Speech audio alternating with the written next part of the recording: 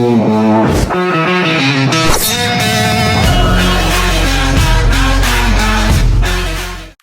standby, kamera ready, sound ready, 3, 2, 1, action.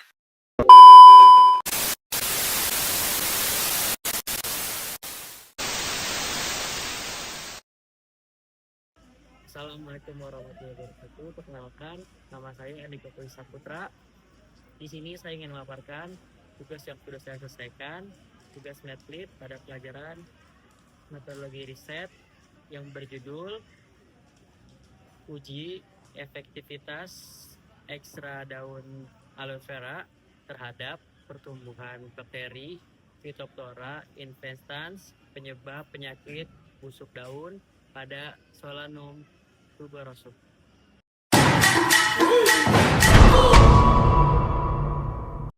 Yang pertama, permasalahan apa yang terjadi? Yaitu adanya penyebab penurunan produktivitas terhadap kentang ialah adanya gangguan organisme, gangguan tanaman atau OPT. Kedua, mengapa penelitian ini dilakukan? Karena kentang merupakan tanaman pangan penting Indonesia, sehingga perlu dijaga kualitasnya dari serangan patogen.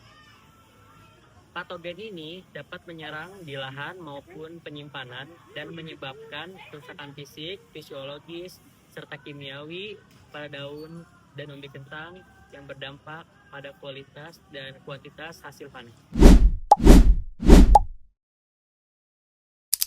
Kalimat pertanyaan apa yang akan dijawab oleh penelitian? Yang pertama, bagaimana ekstra daun lele buaya atau aloe vera mampu secara efektif menghambat pertumbuhan bakteri Phytophthora infestans dengan metode difusi. Yang kedua, pada konsentrasi berapa ekstra daun lele buaya atau aloe vera yang paling efektif berpengaruh dalam memperhambat pertumbuhan bakteri Phytophthora infestans?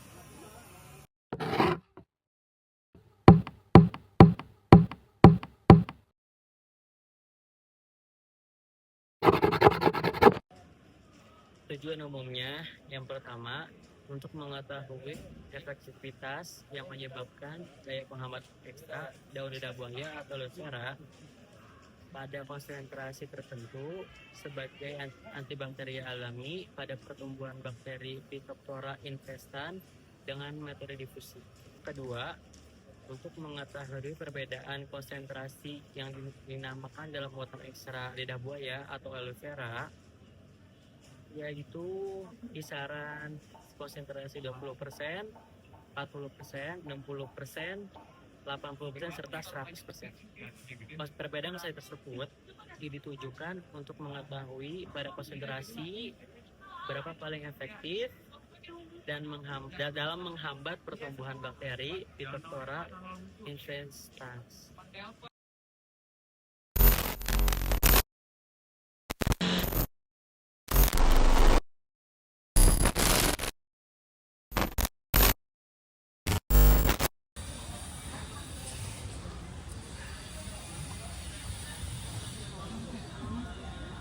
Yang pertama, manfaat teoritis dalam proses pembuatan antibakteri yang berasal dari ekstraksi daun lidah buaya.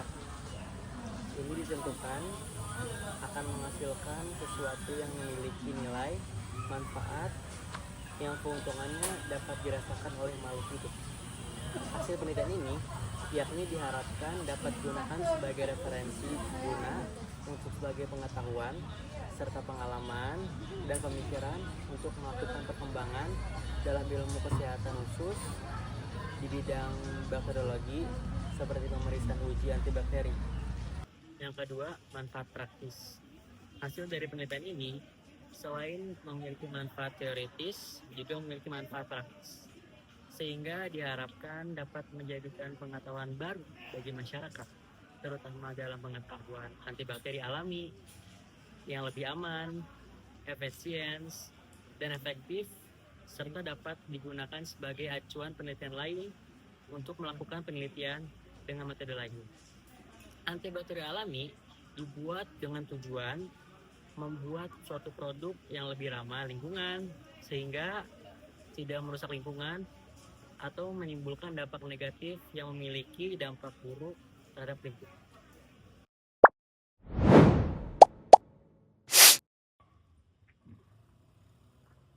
Yang pertama, jenis internet stabil yaitu berbentuk kuantitas. Dan yang kedua, cara kerjanya yaitu yang pertama, pembuatan ekstraktor lidah buaya. Yang kedua, penentuan konsentrasi daun lidah buaya dan cakram antibakteri.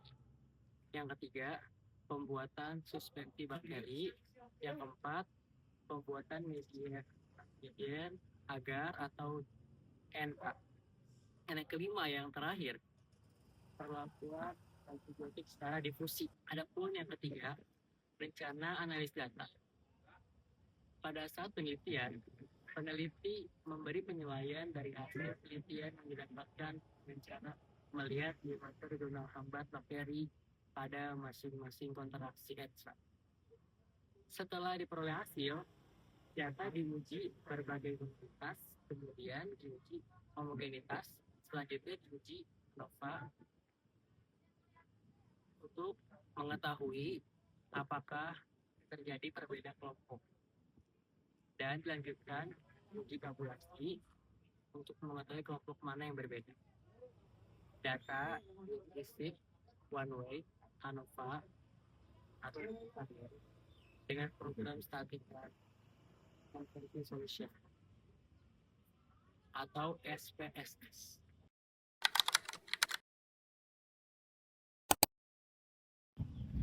Adapun waktu pelaksanaan peneliti memakan hampir 1 bulan lebih.